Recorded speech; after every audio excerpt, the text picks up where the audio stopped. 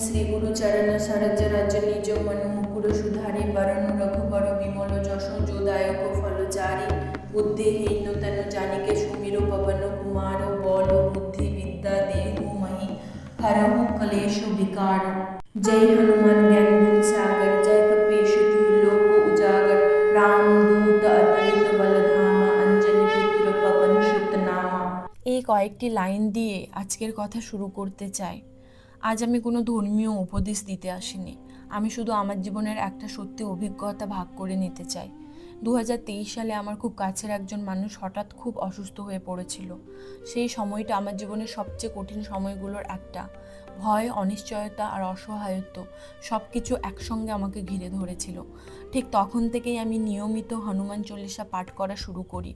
প্রথমে হয়তো শুধু একটা ভরসা খুঁজছিলাম, কিন্তু ধীরে ধীরে বুঝলাম এটা শুধু একটা স্তোত্র নয়, আমার কাছে এটা একটা সোর্স অফ স্ট্রেংথ, একটা ইনার পিস।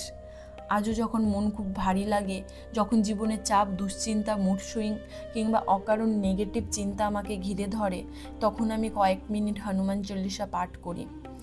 আর একটা অনুভূতি আছে যেটা হয়তো ভাষায় পুরোপুরি প্রকাশ করা সম্ভব নয়, কিন্তু আমি সত্যিই অনুভব করি যে কোনো এক অদৃশ্য ইতিবাচক শক্তি সবসময় আমাকে আগলে রেখেছে, যেন আমি কখনোই পুরোপুরি একা নই।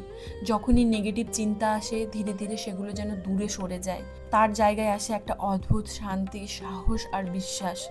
আমি বলছি না এরপর থেকে আমার জীবনে কোনো সমস্যা আসেনি, জীবনে এখনও ভালো মন্দ দুটোই আসে, কিন্তু একটা জিনিস বদলেছে।